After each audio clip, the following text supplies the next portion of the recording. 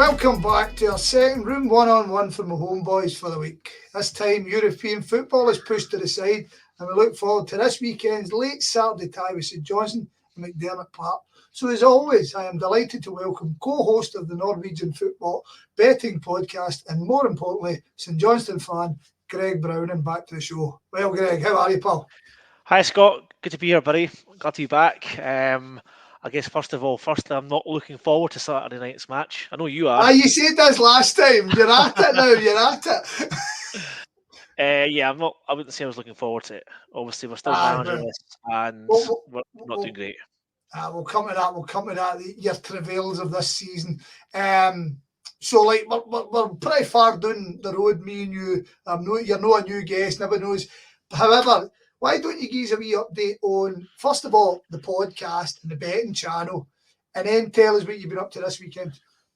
Yeah, sure, Scott. So, been running the podcast now for the last 6 seasons, focusing on primarily Scottish football.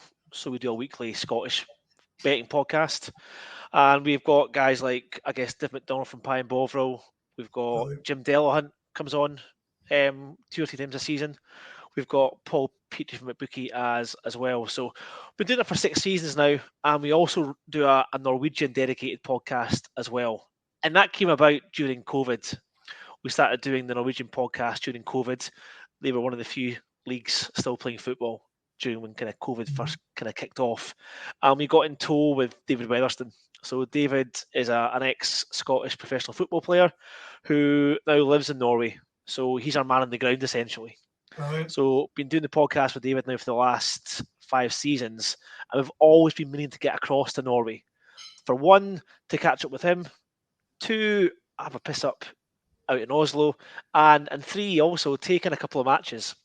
So we did that this weekend. Myself and Paul, who kind of co-hosts the podcast with me, we went across to Oslo on Friday morning and spent the weekend in Oslo. So really good weekend. Went to a couple of matches. We went to an Elite Azerian game on the Saturday in Drammen. That was between Strømsgodset and Sarpsborg. And also on the Sunday, we went down the leagues into Division 2. And it wasn't an eye-opener, but it was junior football at best. Right, okay. So the difference in quality between the Elite Azerian match and the Division 2 game is quite a gap in the quality of football. To the point where, Scott, I'll be honest with you, I could have got a game on the Sunday. Well, I've never seen you play, so I'll allow that. But I'm getting right. First of all, from what you just told me there, that's brilliant with regard to the podcast. It's a very successful podcast, as I'm led to believe. Second of all, you've been doing it the Norwegian one, 5 seasons, and you've not picked up the way because I'm sure it was Strømsgodset or something like that. Do you know no, what I mean? I think you overemphasised the also Strømsgodset, and same with Tromso would be Tromso. So we're getting better. David is fluent in Norwegian, and also he is now a Norwegian citizen, so that really helps us. Fantastic. But he keeps us in the straight and narrow. I tell you what, it's not easy. I can barely speak English, let alone Norwegian. So I done a podcast the other week with Mikael, a Slovan Bratislava fan, and I was trying to rattle out their name. I literally had them all wrote out phonetically. Just so I kind of came across normal, but still made an arse of it. But what's interesting about you talking about you went to Strømsgodset was sure that was Ronnie Dyer's team, and Ronnie Dyer brought them. It was, yes, and he brought them up for the second division to kind of win the league. Which, if you're saying there's such a fall off between the top league and the next league, then that achievement's wild, is it not? It really is. I think the Elite Azerian, in terms of the style of football, having watched it at close hand on Saturday, it's a completely different game in comparison to here.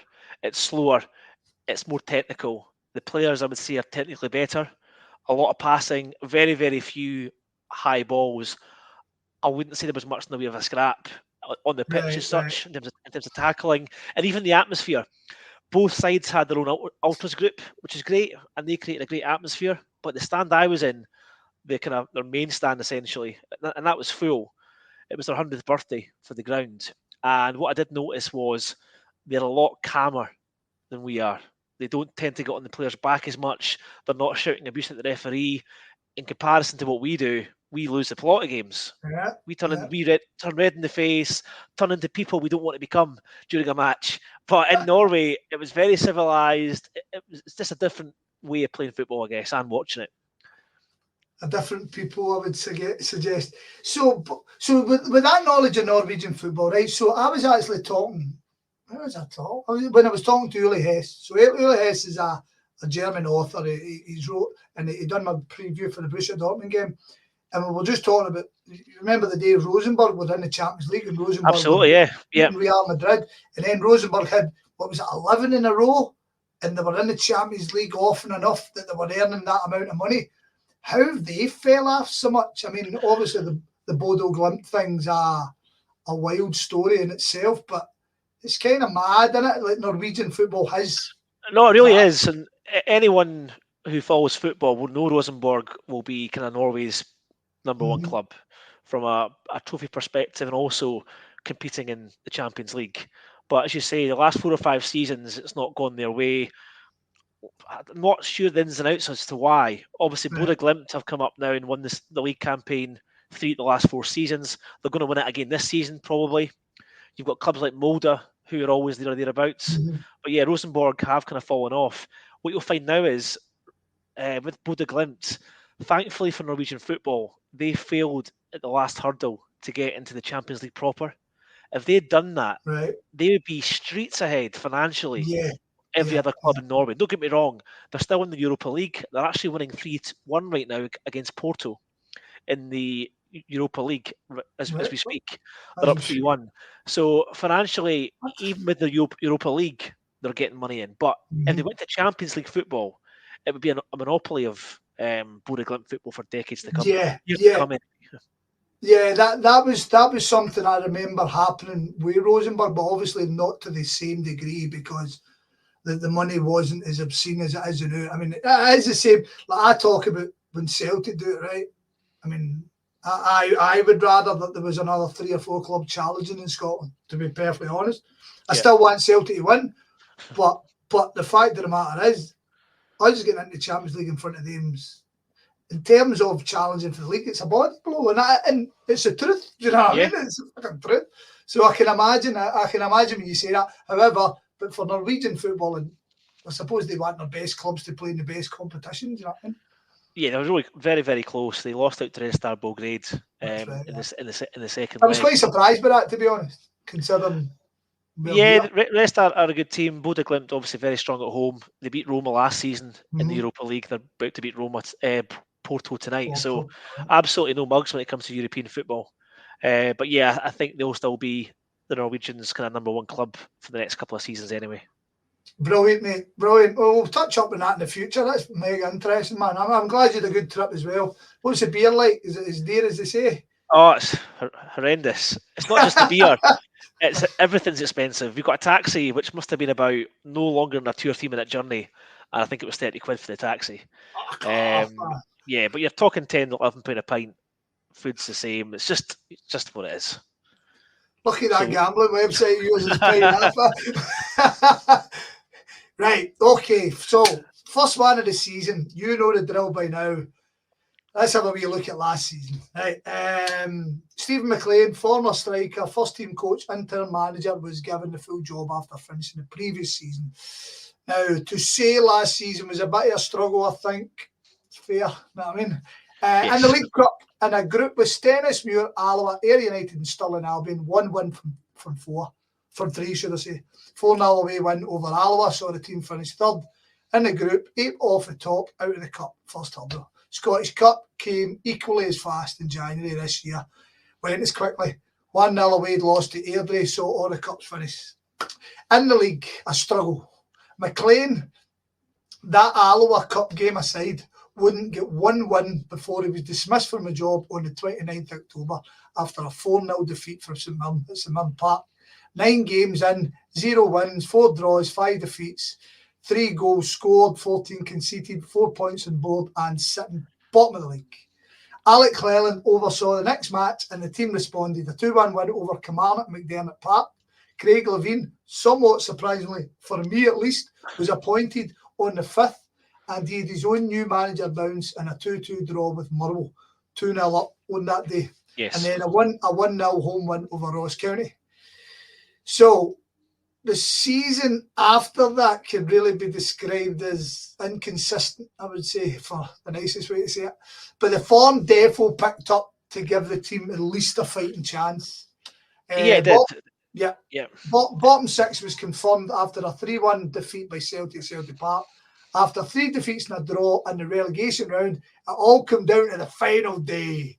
After a 1-1 draw with Ross County, St Johnstone sat in 11th place in the league in the relegation playoff position, 7 points ahead of already relegated Livingston, 2 behind Ross County themselves.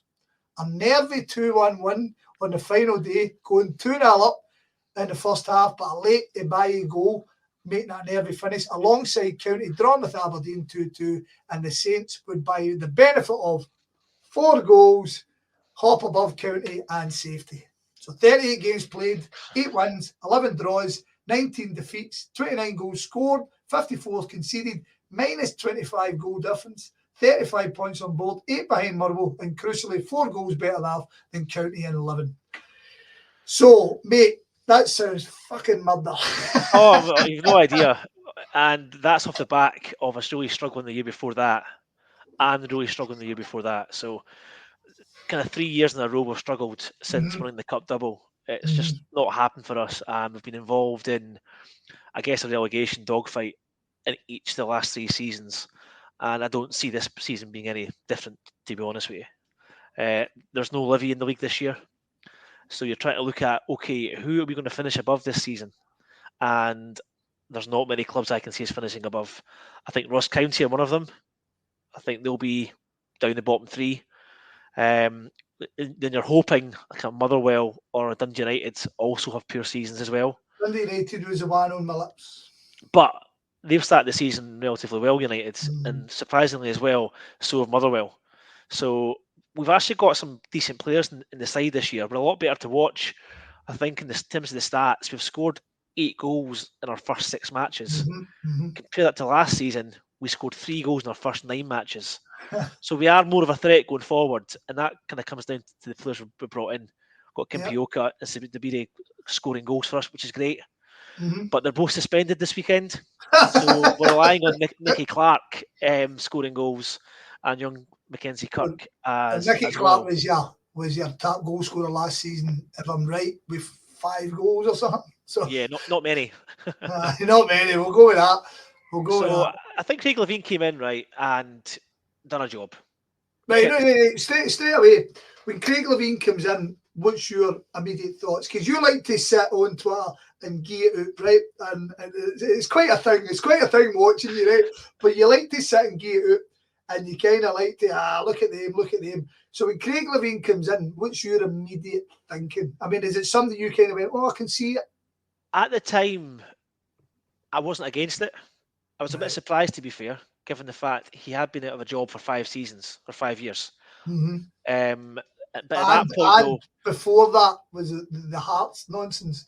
Yeah, exactly. So I wasn't overly thrilled, but at the same time, we were needing somebody to come in, steady the ship, and start getting points on the board.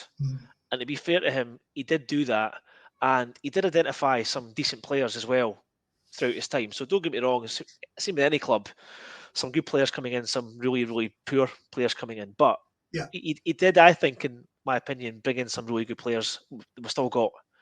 But what should have happened was, in the summertime, it should have been a handshake. Thanks very much, Craig. Good job. Thanks very much. And we went and got somebody else. But for whatever reason, we decided to keep him. And what was the contract he signed initially? I think it was 2.5 years, 3 years, I think it was. Right. It wasn't a case of come in and help us, Craig. It was a come in and see what happened. So the football wasn't great. A lot of fans were against Craig Levein, but as this season kind of started, that Kilmarnock game gave us a kind of false sense of security, really. We beat Kilmarnock 3-0 at Rugby Park. They were off the back of a European game. Everything went our way that day. And since then, we've lost 5 out of 6. So we drew obviously County on Saturday after two goals up with The, eight, the, eight Alec, minutes to the go. Alec Cleland effect, is it? Yeah, with a few minutes to go. So it's one of those ones. But I think everyone's glad he's left, and now obviously we are waiting to find out what happens. I do know that obviously our chairman is not keeping the best of health. Our new American owner, Adam Webb. I do think that's been a factor in him deciding to get shot of Levine sooner. I must admit, Right. I think that's a factor to be played as well. Given the fact we've got Celtic and Rangers next, then the international break, I think he might have got a little bit longer. But I think there's obviously stuff happening there in the background. Adam Webb's made the decision early doors.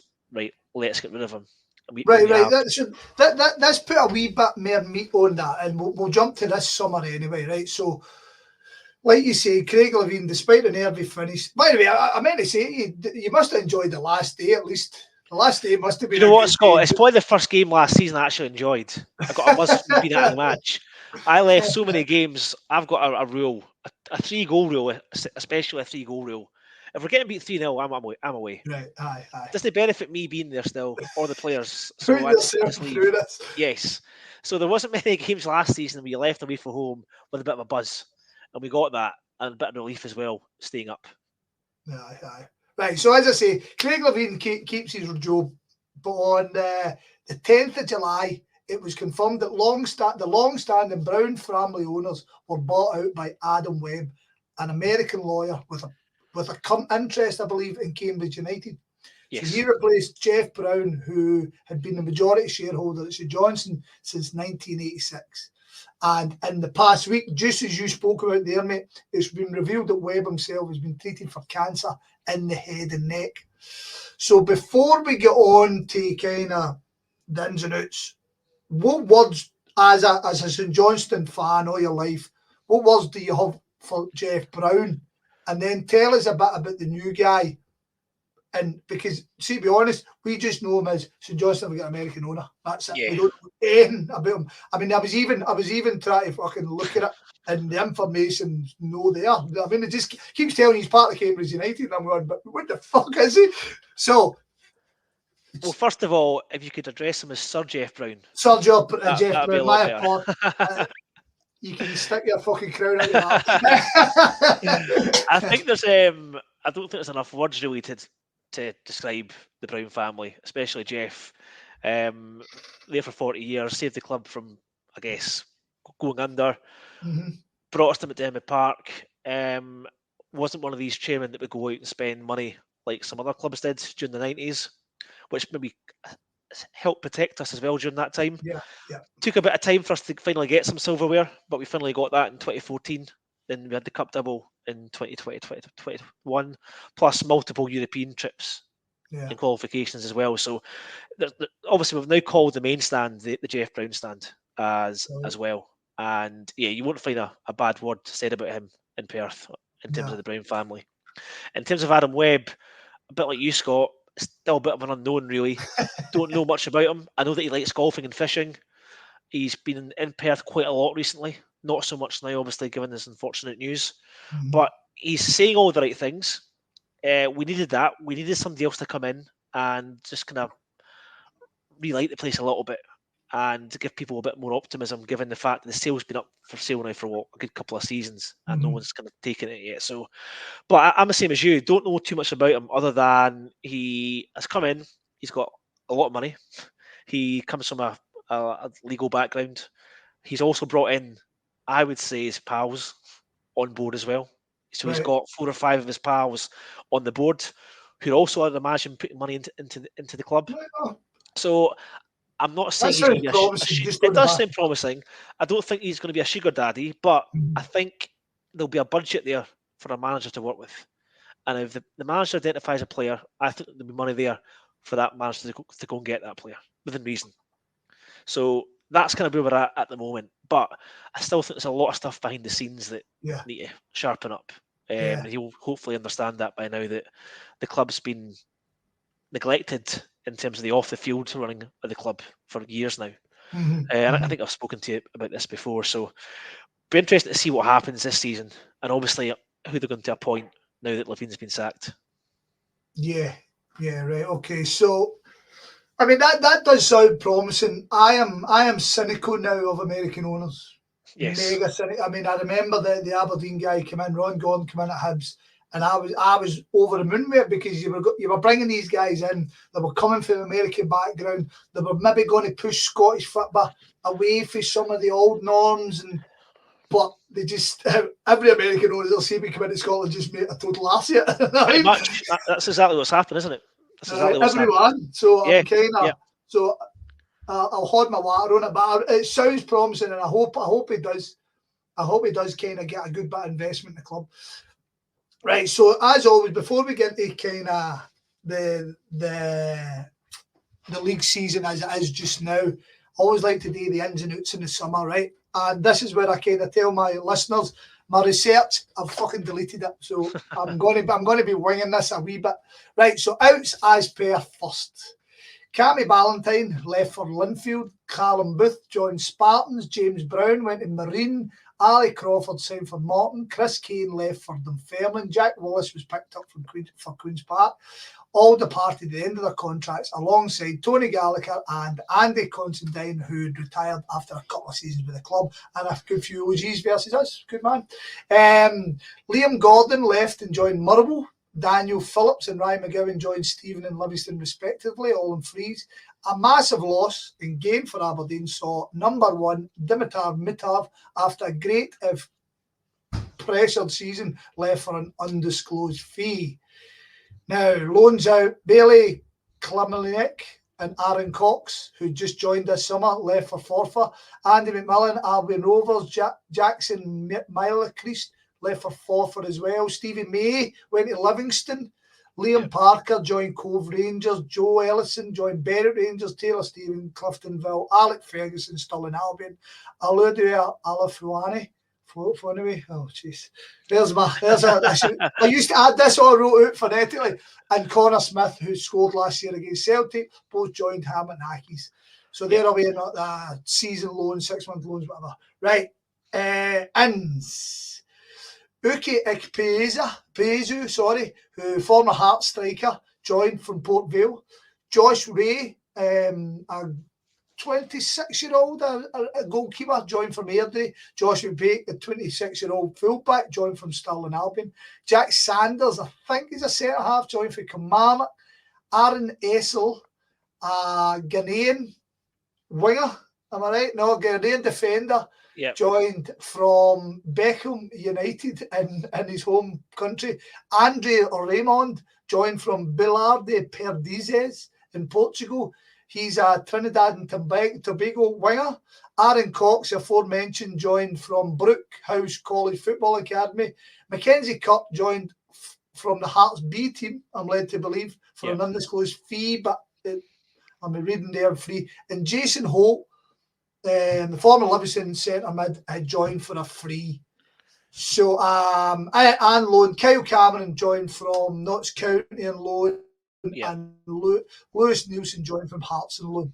So that's your ins. Now you're down the line. You've seen most of them, I would presume, apart from the younger guys. I noticed there was a good few young guys in that.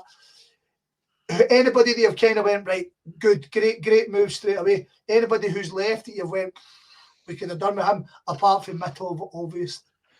Apart from Mitov, in terms of players moving out, I think a lot of those players came to the natural end of their contracts and time at St Johnstone. Stevie May being one of them, Considine being one of them as well. There's maybe arguments about Ryan McGowan. Could have still done a job for us. I believe he could have. Also, his experience too at the club would have been good in and around the dressing room and on the training pitch too. He's now at Livingston as well. In terms of the players that have come in, Andre Raymond has been fantastic. Right. He's a little stocky left back, but he's very, very quick, very, very strong. I don't know how long we'll keep him for. Now, one of these guys. Oh, that's he good. came in on a recommendation from Dan Phillips. So Dan Phillips left in the summertime. He's also from Trinidad and Tobago, and I think gave Craig Levine, by the way, get him snapped up. So we did. And tell you what, I really like him. He bombs up and down. You'll see him on Saturday night. He's a really good player. Still quite raw, but he's quick. He likes to go forward and likes to tackle, so he's done really well so far. I guess the same can't be said for some of the other signings. I think the jury's out. We're only into September now, and we're now 5 or 6 matches in. Defensively, we've been really poor this season, and unfortunately, we don't have a strong number one. Last season we had Mitov. Yeah. This season we've got Josh Ray, as you say, from Airdrie, and we've got Ross Sinclair, who's been at St Johnstone for quite some time. So both quite inexperienced goalkeepers. Between the two of them, they've played about 8 or 9 like first team games for St Johnstone in the league. So league's still pretty young.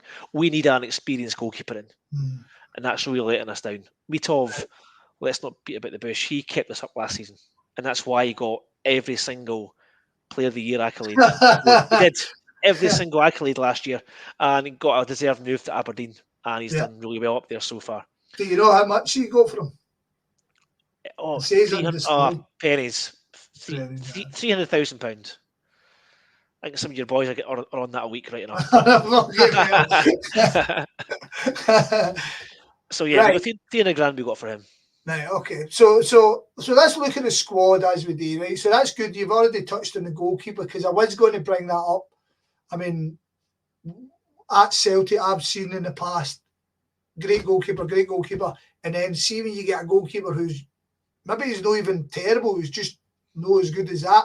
It's noticeable straight away, noticeable. So you guys it must hurt you straight away, especially with Constantine. It's really bad, Scott. It's really bad. Some of the goals we've lost this season from crosses and set pieces are horrific. So crosses, corners, free kicks into the box, can't defend them, and we've got two goalkeepers who one can't use his hands, everything's with his feet, and the other one is scared of getting hurt, in my opinion.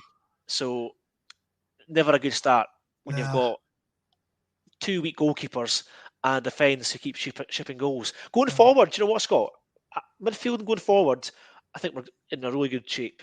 Right, okay, well, a guy who sticks out straight away, and I'd like to tell you, he was centre half recently as well, Benjamin Mbonga Kimpioka, a Swedish forward. You had him last season, but he started this season, he's played 10 games, he scored 7 goals. And in the league, when I saw that, I was thinking, well, he must have all been in the League Cup. So sure enough, he scored 5 for 5, but he still scored 2 and 5 in the league.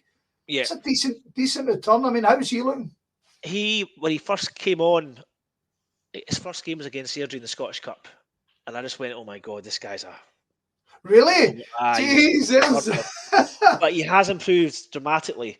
He's quick, really quick, and he's definitely improved over the summertime. But obviously, he got a stupid sending off at Hibs 2 weeks ago. So he's been suspended last week, and I'm pretty sure he's suspended this week as well. But no, he has been good. Again, very, very raw, but he's got pace to burn, and that's something we haven't really had at the club for a long, in fact, you know what, forever. We've never had speedy strikers. We've got him, and we've got Sabidi as well, who is also very, very quick. So tell us about him. He scored 4 goals this season in 8 games, so it's a decent return as well. Yeah, it's been really good. He came from like the 10th tier of English football. Again, we were due one of these players who have come up from down south. You see it happen at Motherwell all the time. Motherwell have got a knack of bringing in strikers. We don't. We absolutely don't. So it's great to see us finally get a couple of boys up from England, and they're doing well. There's been a lot of interest in him from other clubs. Obviously, his double sending off at Dundee United last month hasn't aided his transfer fee at all, and he's been a big miss. So when those two start, they do cause defences problems. Very, very quick. And thankfully, and luckily for you boys on Saturday, you won't be facing either of them. You done this to me last time. I was actually wanting to give you a hug last time, and he's got a 0-0 draw with us, man. Yeah. Right, so I mean, I'm looking at the teams. I'm looking at it for last season. So Graham Carey's obviously a guy who always sticks out for me because he played with Celtic as a boy, but he's a regular in your team. Cameron McPherson is another one that you kind of spoke to me in the past as somebody that you always think. I mean, is Jason Holt come in? He's only played 3 games. How's he looking? He's been really good, Jason Holt. Jason Holt's a good player. I do as well. I don't think he was that great the last time he was at us. He was at us before on Right, loan okay. a few seasons ago. But I was more than happy. For one, he's he's one of these players, right? He was playing for you, you love him. He was playing against you, you think he's a He's wee a shit. bam. He's, Oh, aye, he's a aye, bam. aye. But we need that. We need a bam in our team. We've got quite a young team, very few leaders in there. And he's one of these players that will always be in the referee's ear the whole game. And also, he's getting better with age. He's good in the ball. He gets stuck in. So he's only played a couple of games, as you say, but I'm more than happy to have him Right, in the team. right, good. And he's good for a booking as well. Yeah. You always on top of it. By the way, but there sums it up. There sums up. You're saying to me the different attitudes between Norwegian football and they like this and we're saying going, we need a bam in our team. We need a bam. So who else? I mean, Matthew Smith. He's got a decent pedigree. Yes, he's excellent as well. I'll tell you what, he's a really good player. I would say he's one of our most technically gifted players. Right. Okay. Really, really good. He's a starter every week for me. He pretty much is, to be fair. Mm-hmm. Jason Holt's coming now as well. I think our front two in midfield kind of picks itself a little bit now. We play kind of five across the middle. Dre Wright on the right hand side and Raymond on the left. You've then got Matt Smith, Sprangler, and kind of Holt as well in the middle. So I think midfield wise and going forward, I think we're in a decent place, but we desperately need a goalkeeper and we desperately need a centre half. And I don't know where on earth we're going to get one between now and January. Speak to Brendan, see if we can get Stephen Welsh to you, because I don't want to see him ever again, man. Right, anybody else in the squad that you think's worth talking about that I've kind of missed out? Any young guys coming through? Not really at the moment, no. I think we've got a young team, but that, is it? Yeah, I wouldn't say we do, to be honest with you. I think looking through the squads, we're a couple of players short at the back and in defence, as I said. But I wouldn't say Kurt McKenzie's an example of a young player coming through from Hearts in the B squad. Scored a lot of goals last season for them. He's come in, and to be fair to him, although he's the I guess caretaker manager's son, Andy Kirk, he's actually done really well. So hopefully we keep him. He could be one to kind of keep an eye on, but he will only play if we've got suspensions, I would say, or injuries at the moment. So, I mean, you've kind of summed up there. With regards to the incomings, what position, right, you've already made your point clear about the goalkeeper, but was there something in the summer when the transfer window shut, you went, fuck, how have we not got X? How have we not got left back? How have we not got centre half? Is there more kind of, I mean, like, see, Andy Considine and Ryan McGowan leaving with the ages there makes sense, but it doesn't make sense if you don't replace it with that same physical. Yeah, we absolutely haven't. It's not even that. It's the experience that they both had on and off the pitch. We don't really have that with the boys that have come in. Yeah, Sanders is young from Kilmarnock. He was at Ayr last season. Nielsen's come in young from Hearts, and we brought in Cameron from Notts County, and he's been a bit iffy. So, yeah, but there's definitely could have been a better summer in that respect in terms of experience, and that's why I'm glad we brought Holt in to kind of just give us a little bit of bite in the middle of the park. Scott, I'm really sorry. Are you editing this? So this season so far, in the League Cup, drawn in a group with Breton, Morton, Alloa again, and East Fife. Opposite of last year, 3 wins and 1 defeat, this time to Alloa, meant that St Johnstone finished top of the group, a point ahead of Alloa themselves in qualification to play Rangers on the 17th of August. We'll come to that. In the league, opening day defeat at home to Aberdeen. A late OG was all you got on the day, but having watched the highlights, it actually looked like a decent game of football, do you know what I mean? What I'm going to say here will be repeated. It basically backs up what you said to me earlier on. The set piece you've lost for the first goal, scandalous, do you know what I mean? Nobody's even challenging it. You followed that up with a 3-0 win or Kilmarnock. Again, exactly like you said. I'm going to say you're 1-0 up before the red card, but you look the part. You're creating chances. See if he's won. I know they had the red card, but if you won 5-0 that day, I don't think anybody's moaning. No. You know what I mean? No. Next up was that trip to Hampden. Rangers won 2-0 on the day. I appreciate they scored late to make it 2-0, and then that. I still don't really know what happened with the goal. Is it because they think it's a foul or it's not a foul or something? Well, the referee thought it was a foul, so he's blown for a foul. Right. We've stopped. He's carried on and scored. Right. Okay. Right. Okay. Then VAR's went, wait a minute, let's have a look back at this, and they've done that. So they've looked Did the back at referee it. blow the whistle? Well, he was talking about it's a foul, and he must have blown. He must have done something because our player stopped. I think Right. you're right. Okay. That changes up. Right. All No, right, I think it might be right. Actually, I don't think he did blow the whistle. right, I think okay. our players thought he blew the whistle. So Dessers carried on and scored. Our player stopped thinking, well, you're going to give a foul. Because he did shout, I'm giving a foul. Then obviously VAR looked at it and went, well, no, do you know what? There wasn't actually a foul. Which was the right decision, sadly. It wasn't a foul. Yeah. But yeah. That's like a fuggle of every game, man, isn't it? Fuck's sake. yeah, first half he played all right in that match, but second half, the minute Rangers score, they're going to go on and win the match. Yeah, right. So next up, Dundee United away completed a trilogy of away games. Another 2-0 defeat, and that Adama Sidibe red card, like you said. Yeah, we missed an open goal for about 5 yards right before half time to go 1-0 up. And it's fine margins in football, Scottish, you know. Yeah, first half was really good. Should have went up 1-0 at half time. Then the second half again, never really turned up. Got a man sent off, and United kind of ran out quite comfortable 2-0 winners in the end. Yeah. Next up was the home tie with Motherwell. Another defeat, another late Ibiye goal for Motherwell, and another red card. Now, the opener's a fucking stinker of a goal to concede. I mean, Halliday scored a belter, but it's offside. The equaliser's a cracker. It was a good move. I thought he's looked like a good pass, and I mean the goalkeeper probably should do better, but again, set pieces, man. I mean, who else was I talking to this season and they look a bit iffy on set pieces, but every time one comes in, but Motherwell looked fucking deadly with them, in fairness.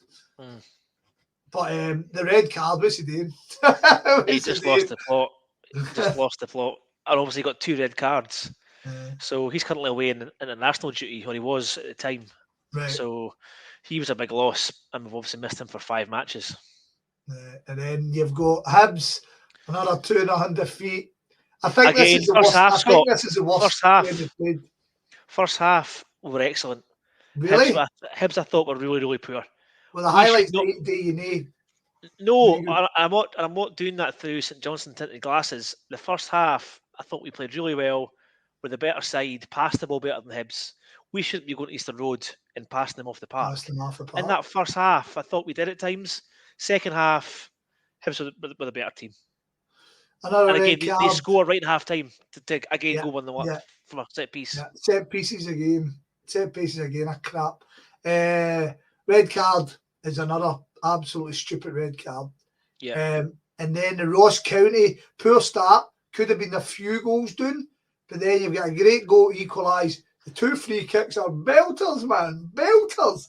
And then the defending for the fucking set pieces again, defending garbage. We're the only side who could be 2-0 up or 2 goals up away from home with 8 minutes to play and draw the match. So, I mean, your summary of earlier on of what's happening now is pretty bang on. I mean, we see the Rangers game, the big keeper's made a couple of decent saves, but he's not caught anything. No. Everything's spilling out. Yeah. And some of the things, so I can, but again, and I'm not blowing smoke up your arse, you've got to bang on. The attacking wise, he's looked like you've got something. Do you know what I mean? You've got a building block. If you think about the last 2 or 3 seasons, we've failed to create chances. We're not scoring many goals. This season's a bit different. We look a bit more lively in attack. We've got a bit of pace up front. We've actually got 5 or 6 strikers now. So we've got 2 out injured. Nicky Clark's come in and scored 2 goals on and the rest Saturday. Is suspended. Yeah, this is suspended. Mackenzie Kirk's done all right. And Ikpeazu, who came in from Port Vale at the start, as you said, hasn't kicked the ball yet as he's injured. Is he injured? Is he? I was wondering. He's not played a match yet. He got injured straight away. and is That out big until I man think caused us October. some amount of hassle And for he'd be her. great for someone to bring on and Mhm. just ruffle some feathers up with 20 Yeah. minutes to go. But yeah, so I think in a striking department respect, we're in a good place. Mhm. Midfield, I think we're all right. It's that defence and For goalkeeper. defence, It's going to definitely. kill us. It's going to kill us, Scott. No. The irony is, I mean, I've went through there and I've looked at the highlights and I've just checked the stats. And Rangers game aside, and I think Hibs, you're generally equal, if not mere possession. You are creating lots of chances, lots of shots on goals. Which, I mean, I was looking at Hearts stats. Hearts, I think. Awful. It's like I don't think they've created more than 3 a game in any game. No. Do you know what I mean? So obviously you can't just decide, we're just going to score hundreds of goals. Do you know what I mean? But I mean, And I obviously this saw your weekend, pessimism at this weekend, the beginning. yeah, well, this weekend, you boys have started the season as Yeah. good as you've ever started the season, to be honest with you. Mhm. Usually it's a slow burner, start ramping up once you get to October, November time, but Mhm. out the blocks in the very beginning against Kilmarnock on the first day, 29, I think, 27 goals in 8 matches, 8 wins in a row. I know obviously Sunday was a bit of a nervous last 20 minutes, but again, brought the big guns on, another 5 goals scored. I think what I said in the podcast last week is you're starting matches really well. You're scoring goals in the first 15 minutes in every match almost. Yeah. You're going 2-0 up at half time, game over. Mhm. So you can take the foot off the gas in the second half.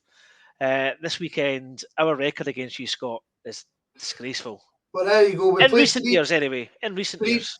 three times last season. That first meeting was mate, I'd never seen anybody so negative that day. I remember coming up, I was horrendous, man. And he's doing nothing each. Celtic Park was a minging place to go at that point. Next up was the 3-1 win at your place. We were 1-0 doing at half time. Celtic were garbage. And again, we came out the second half, bums were kicked, and we won the game second half. And then the final game was 3-1. It was a bit more comfortable, and you had the late Connor Smith goal just a consolation. Yeah. But see, to be honest, none of that is relevant now because none of the managers are in place now. So I didn't actually touch on it. So Craig Levein obviously was replaced, it was sacked on the 17th September. The club decided to part ways. Andy Kirk, Aaron Clellan take control for the time being. So from you, just I know we're kind of trying to rattle through this, get it done, but what would be your hope just now? Now, I was looking earlier on, I've always commended Jeff Brown for a fact for some of the guys that you've brought in all the years. Do you know what I mean? Like, so obviously Steve Lomas had done well for you, didn't do so well. Owen Coyle kicked out the career with you. Tommy Wright was a great manager for you guys. And then more recently, Steve McLean never worked. Callum Davison done the job, right? But the Craig Levein man seems to just beauty. I mean, is it somebody from Norway? Is it Scott Brown? Is it that kind of? What do you want? I don't think there's a huge list of candidates, to be honest with you, that kind of stand out. You get the usual merry-go-round of names getting touted. I know Scott Brown's been touted, and there's chat of him, or there's conversations happening today or tomorrow with him. Again, I'm not sure he's the answer. He's still relatively young in terms of his experience. The thing with Scott Brown is he's a name. He's a massive name. And with Scott Brown comes the whole Celtic thing and how good he was as a player. There's no question, obviously, he'll be a good manager. I've no doubt about that. But he's only just started it here. So I don't know if he's the right answer either. But the names touted at the moment are him, Peter Leaving from Aberdeen, the Aberdeen coach. Number one, I don't know much about him, to be honest with you. And that's based on the back of fucking a couple of interim roles. I mean, that's no. Then you've then got Tiernan Lynch, who I wasn't aware of until just a Larne manager. Yeah, Larne manager. So I know very little about him or Larne. I just know that they've won the title the last 2 years in the Northern Irish Premiership. He's taken them to the Conference League in Europe albeit great achievement, but a couple of easy matches against Imps and Riga, a team from Riga, I think. So I'm not downplaying what he's done there, but how many times have we seen a manager come over from Ireland or Northern Ireland do well in Scotland? Never happens. Unless you know the Scottish League and played in Scotland, it's normally a car crash. I agree with you. Oh, I can't disagree. It's a fact. I mean, you had the boy Dunfermline a good while, was it? And then you said Oran Kearney, Pat Fenlon, at Hibs. I don't know if Shields includes in that. There was another boy as well. He was a maniac, though. Yeah, there's been a few, and none of them have done well. There's no track record of anyone coming from Northern Ireland or Ireland and doing well. No. Without knowing the Scottish League or being having played in Scotland or managed in Scotland. So it's a tough one. It really depends. Knowing the Americans, right? The Americans will want someone, as we all do, who'll come in, a name. They want a name. They'll want to increase the profile of the club. And I believe that's possibly why they might be interested in Scott Brown. But they'll also be wanting attacking football, as we all do. But I've honestly got no idea.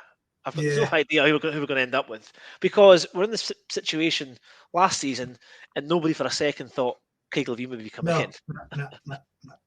So there's a lot of boxes to be ticked. But what we can say, American owners will want a name. They'll want somebody who'll get the fans on board to come and watch this play and play attacking football. No easy feat. Those things aren't easy to find. I would say, right, and I don't mean to offend you when I say this, because I know how precious you are with your club and stuff like that. We were talking at the weekend about how Ayr United have the chance to go up in St Johnstone. Right now are looking like a club maybe swithering, and Scott Brown, it maybe wouldn't be an ideal move to go to St Johnstone. But then I would offer, just based on your assertions that the club's ready to spend a bit of dough, that anybody who comes in, if he's not your kind of Peter Leavens or your coach for somewhere, he's maybe been told, there will be a wee bit of dough for you. There will be a wee, see, come January, if you can identify the right guys, we'll back you, we will allow you to go to it. And I think the appointment might kind of show you where St Johnstone are aiming at. Yeah, definitely. And I don't know, with Scott Brown, for example, what you say, they're doing well this season, they're sitting second top. He's got an opportunity to bring them up, but they've lost Anton Dowds, their top scorer, out for the season. Right. I think they've also got another key player out for the season. It really depends if he thinks he can do a job there and get them up, because he has to. They spent a lot of money here. He has to get them in the promotion playoff spots, worst case scenario. Yeah. And take it from there. So it's a tough one, because you might go, do you know what? I might not get another chance. Exactly. But, well, the stuff I'm reading on Twitter tonight suggests that he wants to talk to them. So we'll see how and he's entitled to do that. He might speak to us and go, do you know what? I'm better staying where I am. Yeah. So okay. I've got no idea where we'll end up. Right. Okay. So we've got Alec Clark and Andy Clark, Alan Cleland in Charles this weekend. Looking at how he's lining up, how do you think they'll play it? And then how would you play it? Well, we're missing some key personnel as well, so I don't think the team's going to be too much different from Saturday's game against Ross County. We'll play three at the back. Nielsen, Sanders, and Cameron will play back three probably. Three right back. Raymond on the left. Then you've got a pick of kind of any 4 or 5 midfielders. So it'll probably be Holt, who will be getting booked. Being a former Rangers player. I'm sticking on, mate. Holt will get booked. He'll play with Matt Smith and probably Sprangler. I imagine it'll be the same team as Saturday, to be honest with you. But the question is, does he go 2 up top? Probably not. So that then leaves, who do you play up top? Is Nicky Clark a target man? But it's not got much pace, Nicky Clark. So does he play young Mackenzie Kirk? I don't know. So there's a couple of question marks there for me about how we set up. But nothing to lose. But it's always the old cliche, Scott. Keep it tight. Don't let Celtic score early doors. But as I said to you earlier, Celtic are starting games really quickly. And they're killing the match early doors as well. Plus, it's a 5:45 kickoff. So I'm sure the Celtic fans will be in fine voice at 5:45 on a Saturday night. I feel you. Yep. Guilty. Because normally it's a Sunday or a Saturday at That's right, Sunday 12:30. 12. You've Aye. only really got 2 or 3 hours to get yourself warmed up, but you've then got 7 or 8 hours now potentially. That's it. That's it. Flooding your beautiful city. Right. Before we go, mate. Right. So one last question before I let you go, and thanks for giving me your time. It's always appreciated, mate. What's your hopes for this season in the short term? But then, just as we spoke about earlier on, what would be your hope for the club long term? So I guess first of all, this season, this is our 16th consecutive season in the top flight, which is Amazing. fantastic. It Amazing, pisses yeah. all over so many other clubs in terms of what we've done in the last 16 seasons. But So you like to tell people, yeah. when I look at the league table this year, our objective is to stay up. If we can finish, if we finish 10th, that'll be a miracle, because there's 2 clubs going to finish below us, and at the moment, I'm struggling to see in the league who those 2 clubs are. So I always believe in the playoff stuff, Scott, that we're better than the championship teams in the playoff, and I would fully expect us to take care of anyone in the championship in the playoff. So as long as we don't finish bottom, there's a good chance that we do.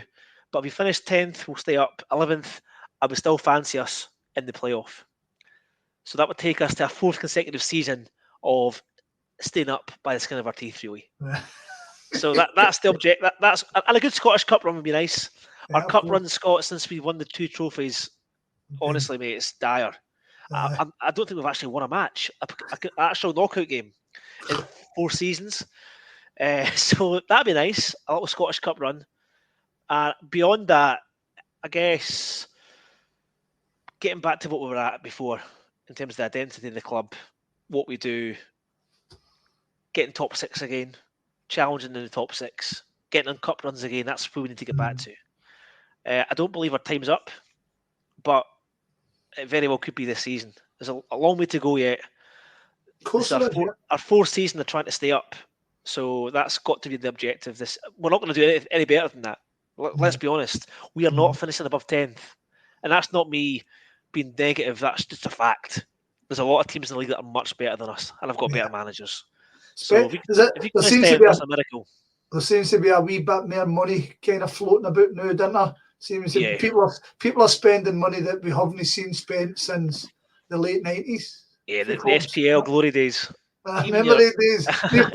You've killed every club. Pretty much. Even Hibs and that are spending money now, like £800,000 in players. Derek McInnes has been well backed at Kilmarnock with money. So Ross County. I mean, they'll always claim they don't, but Ross County spend Uncle Roy will get the checkbook open in January, depending on where they are. But Ross County are probably the team I think we need to try and stick with. Right, okay, brilliant stuff, mate. Right, as always, let's finish off. Tell people where they can follow you, where they can get your betting stuff, where they can listen to your podcast. Sure. So the betting stuff's all done through Twitter. So you'll get me on Twitter at Browning84Greg.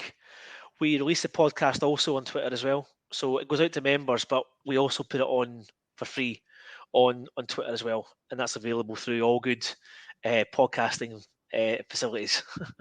Brilliant, mate. Brilliant. Well, as always, hope your team gets bumped to the weekend, but I hope you achieve what you want, mate. Just a quick quiz for you, Scott, before I go. Right. So 29 matches now since you last beat Celtic. 29 matches. It's grim. 25 defeats, 4 draws. When was the last time we beat you? God. 25 games. You've been up here 16. I've got... Give me a clue who Celtic manager was. Oh, it could have been Delia. Maybe Griffiths was playing for you up front. A 2-1 defeat at your place. Yes, Griffiths scored. Yeah. It was a 2-1 defeat, and it was on the 11th of May 2016. So who was the manager then? 8 years ago. 2016. So was it Ronnie then? No. What? I think that's Ronnie's last year, and then Brendan came in the summer. Yeah. That was the last time. So you're looking to make it 30 games unbeaten against us on Saturday. It's not personal. No, I know, mate. I know. Right. Anyway, Greg, Greg Browning, thank you very much for taking your time. It's been really, really appreciated, mate. Like I say, I hope your team makes it to that 10th position. I really do. Yes, thank you, Scott. Appreciate always it. like chatting to you, pal. And good luck with the website and stuff like that. And I hope you get another wee trip to Norway. So, Greg Browning, thank you very much, pal. Thanks very much, Scott. Cheers, pal.